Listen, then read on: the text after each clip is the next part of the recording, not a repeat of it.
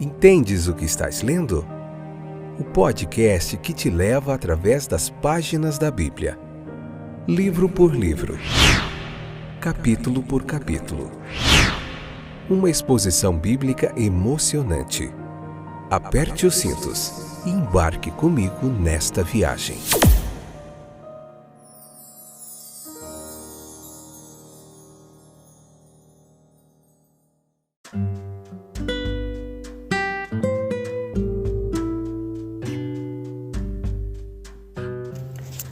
Olá, eu sou o Fábio e esse é mais um episódio do podcast Entendes o que estás lendo? Tudo bem com vocês?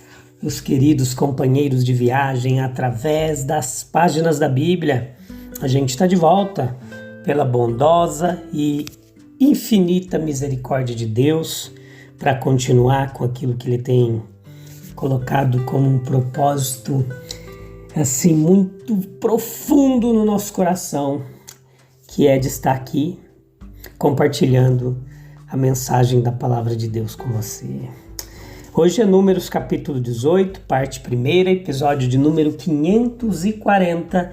Essa é a 7ª temporada, onde estamos vendo nesse estudo sequencial aqui da Bíblia, capítulo por capítulo do livro de Números, tá bom?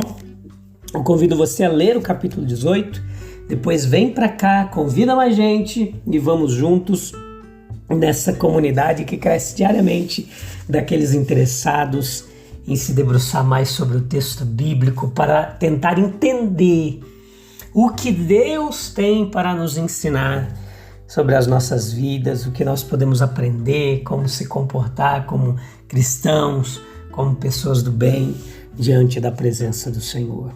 E esse é o meu propósito aqui, há mais de 25 anos que eu estudo a Bíblia, né?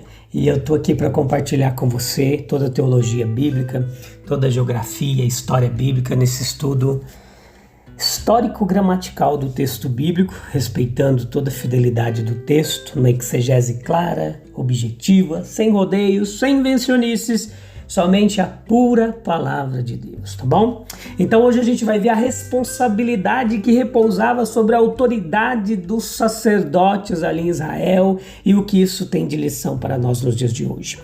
Veja que os recentes ataques que nós vimos nos episódios anteriores ao sacerdócio, eles nos dão ocasião para uma reafirmação das suas prerrogativas, das suas posições diante de Deus.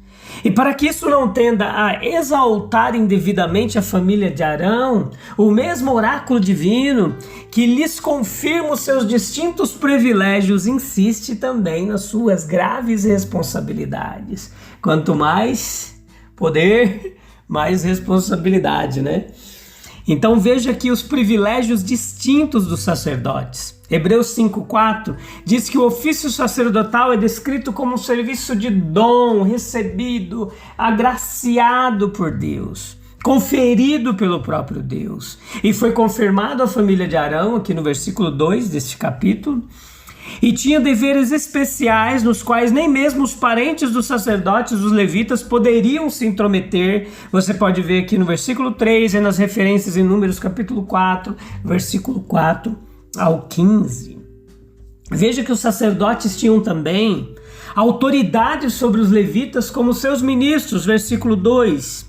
E sobre o povo de diversas maneiras, como professores, Levítico capítulo 10, versículo 11, como mediadores de bênçãos, Números capítulo 6, versículo 22 ao 26, em Deuteronômio também 21, 5. Eles eram também representativos como juízes, resolviam as causas ali daquela nação. Veja que estamos falando de um povo que não tinha ainda um rei, não tinha uma monarquia, não tinha uma república, não tinha um poder estabelecido. Então os sacerdotes exerciam funções também de juízes para resolverem questões do dia a dia, de causas comuns. Eles também eram oficiais sanitários, Levíticos capítulo 13 e 14, porque era a eles que o povo recorria quando tinha alguma doença, uma lepra, e ali eram estabelecidos rituais de purificação. Veja que foram feitas provisões para as necessidades diárias deles, pois eles viviam e dependiam inteiramente do povo e de Deus. As necessidades diárias deles eram supridas pelas outras tribos. para que eles pudessem atender ao Senhor sem distração. Versículos 8 ao 15. Eles eram, portanto, como mediadores, o meio de evitar a ira da nação. Versículo 5. Havia graves responsabilidades que repousavam sobre eles, não haviam só direitos ou privilégios. Todo direito e privilégio acompanhado de responsabilidade. Não podemos se iludir. Os levitas ou coatitas, ali, eles tiveram que levar a iniquidade do santuário, conforme Êxodo capítulo 28 e 38. Alguns erros poderiam ser expiados, mas foram responsáveis por qualquer profanação do tabernáculo. Veja que para o orgulho de Arão não brotasse as graves responsabilidades, voltando a esse assunto, Êxodo 17:10 faz uma referência a isso. Veja que como a sua vara e os sacerdotes foram exaltados acima da medida, pela abundância de seus privilégios, eles são lembrados de algumas de suas responsabilidades. Então aqui, como eu já citei, eles tiveram que levar a iniquidade do santuário, os levitas, os coatitas. Somente os sacerdotes tiveram que carregar a iniquidade do seu sacerdócio. Uma expiação anual era fornecida, Levítico capítulo 16, versículo 6, mas não para transgressões que ocorriam de forma intencionais ou deliberadas. A gente falou sobre isso em alguns episódios anteriores, como a de Nadab. O que mais que a gente podia ver aqui? Ou para alguma negligência grave, por exemplo, Levítico capítulo 22, versículo 9. Eles tinham também a responsabilidade em relação aos levitas de não permitir que eles se intrometessem no ofício sacerdotal, para que nem eles nem o povo morressem. Versículo 3.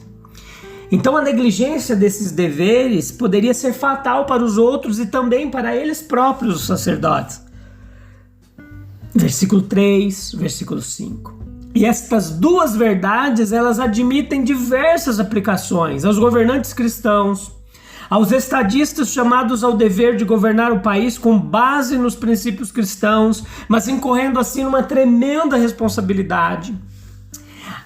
Veja que quando a gente traz isso para o Novo Testamento, a gente vê que os cristãos que estão em posições de autoridade também, eles têm sobre eles o peso dessa responsabilidade. 1 Timóteo 3:1, quando Paulo ele escreve a Timóteo, e em Tiago também, capítulo 3, versículo 1, nós vemos essa referência que o peso da responsabilidade, ela é bastante grande. No entanto, onde Deus chama, Ele honra, Ele dará força e graça para o fardo poder ser carregado.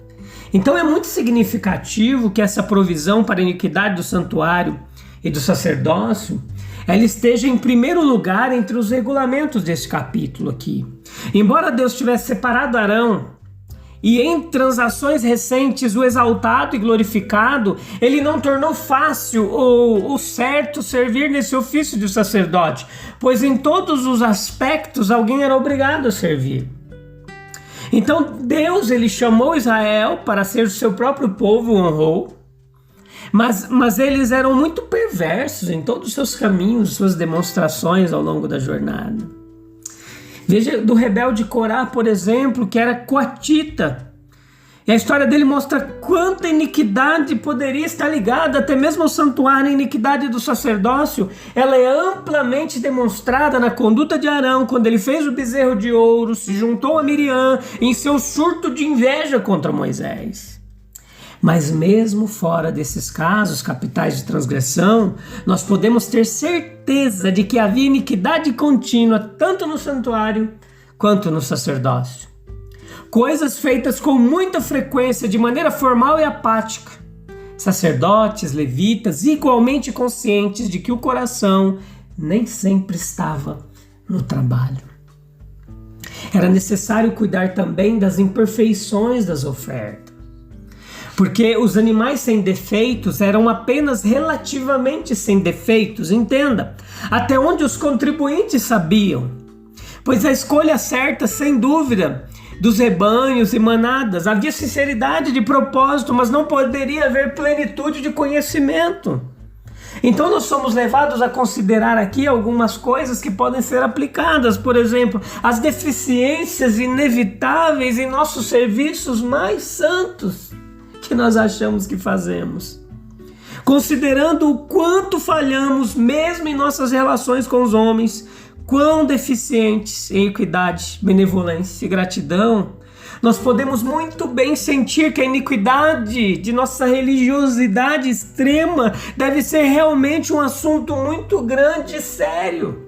Porque o orgulho espiritual muitas vezes é pior do que a incredulidade daquele que não crê em Deus. Em relação a Deus, quão ignorante é o entendimento, quão embotada é a nossa consciência, quão pequenos são as nossas demonstrações de afetos. Que formalidade, preocupação na adoração, tanto quanto possível em mero prazer egoísta da música ou da nossa eloquência ao propagar o Evangelho de Cristo. Quando na misericórdia de Deus nos tornamos mais sensíveis às suas reivindicações, mais espiritualmente inclinados, mais capazes de avaliar corretamente esse presente mundo mal, meus queridos, então também nós vemos as nossas deficiências sob uma luz mais clara. Falhas que não são perceptíveis à luz obscura da ética deste mundo tornam-se não apenas manifestas, mas também hediondas e humilhantes quando brilha sobre nós a luz que ilumina todo homem que vem ao mundo. Quanto mais santo nos tornamos, mais humildes nos tornamos. Quanto mais nos aproximamos de Deus, mais conscientes ficamos da extrema diferença que existe entre Ele e nós. Não nos arrependemos nem acreditamos como deveríamos. Não. Louvor, oração, meditação, boas obras, esforços evangélicos, todos são vistos não apenas como imperfeitos, mas lamentavelmente imperfeitos. Os levitas, por mais reverentemente que pudessem inicialmente carregar a arca, os vasos sagrados, eles contrairiam gradual e insensivelmente uma espécie de indiferença do automatismo cotidiano, quando nós fazemos as coisas de forma automática. Quase sempre. Os fardos se tornariam como outros fardos, carregados de maneira impensada e mecânica. Não é tarefa fácil para aqueles que têm de exibir a verdade de Deus a um mundo indiferente se manterem acima dessa indiferença. Mais uma razão, portanto, para que eles estejam, aqueles que propagam a palavra de Deus em constante vigilância. Tem iniquidade, meus queridos, tanto no sacerdócio quanto no santuário. Mas ai de Arão ou de seus filhos ou de qualquer coatita que tenha presumido isso como uma desculpa para relaxar da mais estrita tensão. Embora nós não possamos, meus queridos, atingir a perfeição total por causa da impossibilidade de nossas limitações, veja que somos obrigados a trabalhar saindo cada vez mais da mediocridade e da mera formalidade.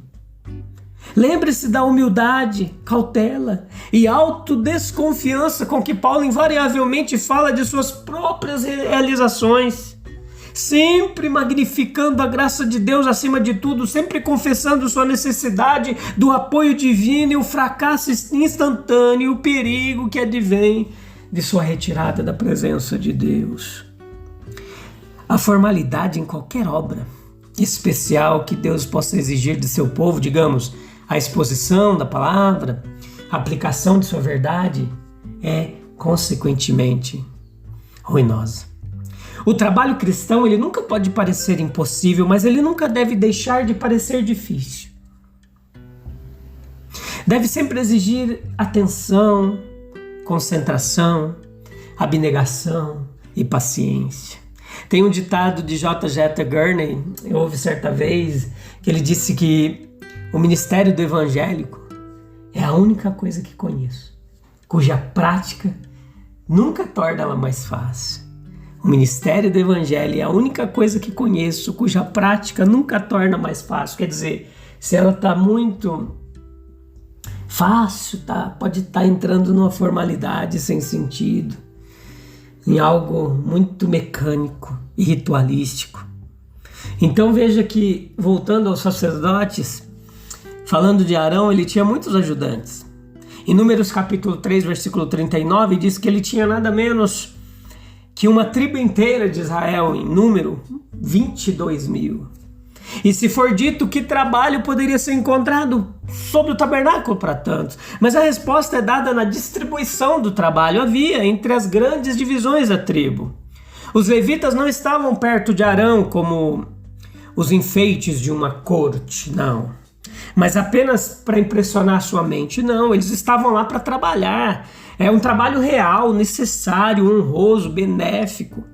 Grande parte disso poderia parecer humilde, mas não poderia ser dispensado. Então observe como Jesus também reuniu ajudadores ao seu redor. Foi uma das primeiras coisas que ele fez. Ele lhes deu também grande poder, como curar doenças, ressuscitar pessoas mortas, expulsar demônios, para que assim pudessem autenticar a mensagem graciosa e importante que ele lhes confiou. Com o passar do tempo, como os ajudantes aumentaram em número e em variedade de serviços, sem dúvida, quando Israel se estabeleceu em Canaã e os levitas foram distribuídos por toda a terra, descobriu-se que eles não eram numerosos demais para as necessidades religiosas do povo. Cristo é o centro de tudo. Quando a igreja coloca o líder no centro de tudo e deixa Cristo, ou o líder se coloca no centro de tudo, tá tudo errado. Tá tudo errado, gente. Cristo é o centro de tudo. No entanto, o clamor é que muitos mais corações e mãos possam estar empenhados em ajudar o divino Salvador dos homens. João capítulo 4, versículo 35 ao 38. Passará muito tempo até que a igreja tenha ocasião para reclamar, no que diz respeito aos cooperadores de Deus, de que a oferta excede a procura. O dono da casa tinha trabalho a fazer na sua vinha até mesmo na última hora. Esses ajudantes, eles devem ser devidamente qualificados. Não podem ser usados como uma massa de manobra para interesses pessoais egoístas. Não. Olha que todos eles deveriam ser da tribo de Levi. Levi foi tomado no lugar dos primogênitos de Israel. E quando os primogênitos foram contados, descobriu-se que eles excediam um pouco o número de pessoas qualificadas entre os levitas. E o que acontece então? Mas Deus não supriu a deficiência tirando de outras tribos. Não, ele manteve o serviço do tabernáculo dentro dos limites de Levi e, em vez disso, providenciou um resgate. O serviço seria, portanto, uma questão de herança. Arão e seus filhos tiveram sua porção. Coatita, Gersonita, Merarita, cada um tinha seu próprio campo de trabalho e não deveria transgredi-lo. Estranhos foram advertidos contra colocar as mãos não autorizadas no tabernáculo. Era uma violação tão real do santuário que um israelita comum tocasse até mesmo uma estaca do tabernáculo como se intrometesse no próprio véu. Portanto, meus queridos, devemos sempre olhar com grande zelo e cuidado para as qualificações para servir a Jesus. Tem havido grandes obstáculos no trabalho, ocasiões para blasfêmias, porque mãos impuras não apenas se intrometeram nas coisas sagradas, mas também as mantiveram no comando por muito tempo. O serviço de Jesus deveria ser herdado por herança espiritual, mas não é assim que acontece. Não se busca a direção de Deus para estabelecer lideranças, mas é colocado conforme o interesse do homem em muitos e muitos lugares. Nós cuidamos nos assuntos deste mundo para que haja o devido aprendizado e preparação, aptidão comprovada, as ferramentas confiadas àqueles que podem lidar com elas e certamente a necessidade igual. se não maior nos assuntos supremamente importantes do reino de Cristo. Só que o reino de Cristo não é o reino do homem, não pode ser tratado como uma empresa. As pessoas não podem ser tratadas como funcionários sem salários, que simplesmente devem obedecer às ordens daquele que está no comando e nem ora para tomar as decisões, porque ele primeiro pensa nos seus interesses pessoais. As coisas espirituais deveriam ficar a cargo de quem tem discernimento espiritual, mas não é assim que tem acontecido. Que pena. A gente fica por aqui, volta no próximo episódio. Em nome de Jesus, para continuar esse podcast 18, parte 2. No próximo episódio a gente finaliza esse capítulo. Um abraço, até lá. Deus abençoe. Tchau, tchau.